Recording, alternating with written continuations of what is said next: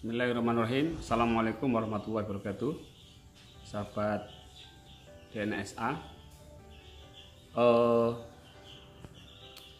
Seringkali kita beralasan bahwa untuk ke Allah itu tidak bisa langsung karena Allah itu seperti presiden.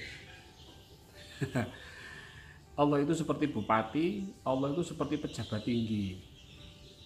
Apa? Jadi kalau ke Allah itu harus pakai birokrasi, harus pakai protokoler, nggak bisa langsung. Alasannya apa? Apa bisa kita itu menghadap presiden tanpa ada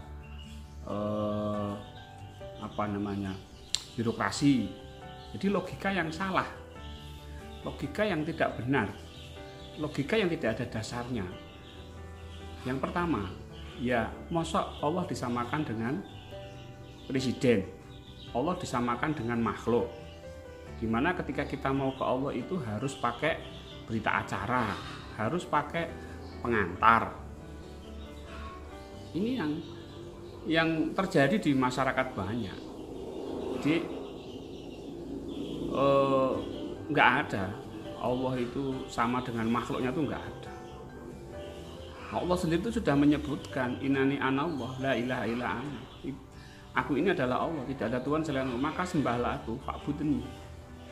Jadi langsung aja sama Allah itu, nggak ada perantara. Nah ini yang perlu mendapat perhatian kita semua.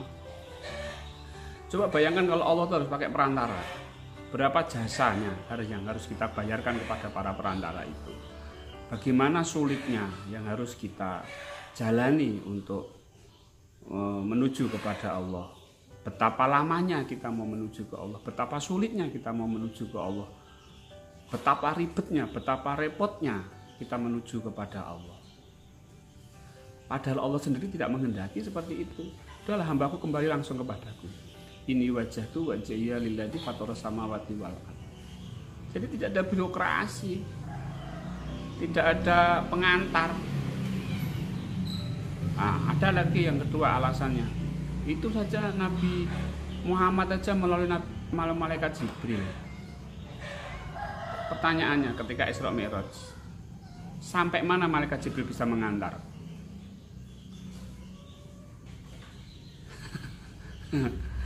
Apa iya sampai ke Allah? Ya. Kemudian apa bisa kita itu berjumpa langsung dengan Allah?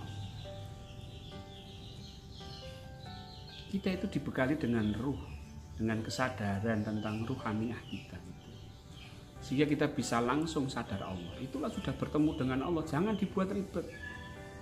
Masa kita mau berjumpa dengan Allah itu seperti Nabi Muhammad pada kisah Isra Mi'raj? Ya lain. Beliau Rasulullah. Kita tuh diajari oleh Rasulullah untuk langsung ke Allah. Jangan malah menggunakan perantara-perantara. Ya, jadi Rasulullah itu mengajarkan kita untuk langsung ke Allah. Udah, kamu langsung ke Allah. Malah jangan pakai pengantar-pengantar. Langsung aja. Nah ini kalau ini paham, ya, kalau ini bisa dipahamkan, kalau Bapak Ibu paham dan mau menerima ini, maka Bapak Ibu akan berjumpa dengan Allah. Tapi kalau pakai pengantar, sampai kapanpun tidak akan ketemu. Nabi Muhammad itu diantar malaikat Jibril, ya belum ketemu Allah. Ketemu Allah itu setelah meninggalkan semua. Meninggalkan alam-alam leluhur, alam-alam para nabi, alam-alam para rasul, alam-alam malaikat. Baru. Nah itu. Nah kita diajarkan untuk itu.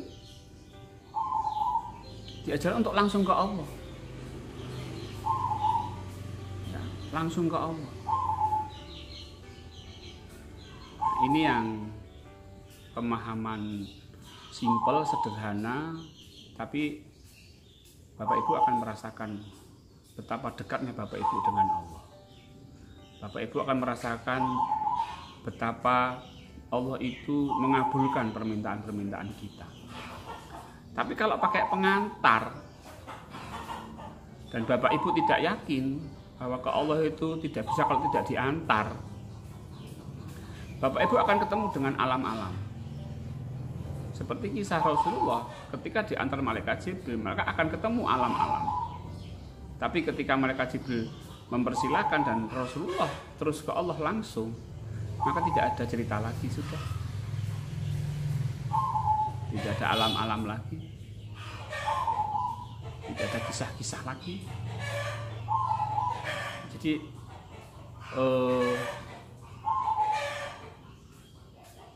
kita harus merombak paradigma lama kita. Para ahli tarekat terutama,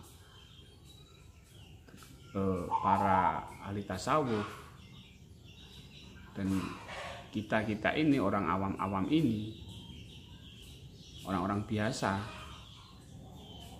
ustadz bukan, kiai bukan, apalagi syekh, apalagi habib. Tapi kita punya hak yang sama dengan mereka. Enggak ada. Mendekatlah kepadaku khusus bagi habib, bagi syekh, bagi kiai, enggak ada. Semua. Jadi awam itu hanya ilmunya aja karena tidak di pondok pesantren. Sama. Kalau Bapak Ibu nggak belajar ilmu psikologi ya awam psikologi. Kalau nggak belajar agama ya awam agama. Coba kiai suruh berdebat dengan ahli teknik sipil atau arsitek. Ya kiai itu ya awam di bidang apa namanya? Di bidang bangunan, gambar bangunan. Tapi gambar bangunan itu awam di bidang agama ya memang karena dia tidak belajar agama. Ini masalahnya ya belajar. Tapi kesempatan kita untuk kembali untuk berjumpa langsung dengan aku sama. Keturunannya bukan dari kiai, enggak ada. Mendekatlah kepadaku dan saya mudahkan khusus bagi yang punya keturunan yang baik-baik. Enggak ada. Jangan pandang keturunan, jangan pandang ilmu, jangan pandang dosa bahkan. Nah ini yang perlu menjadi catatan.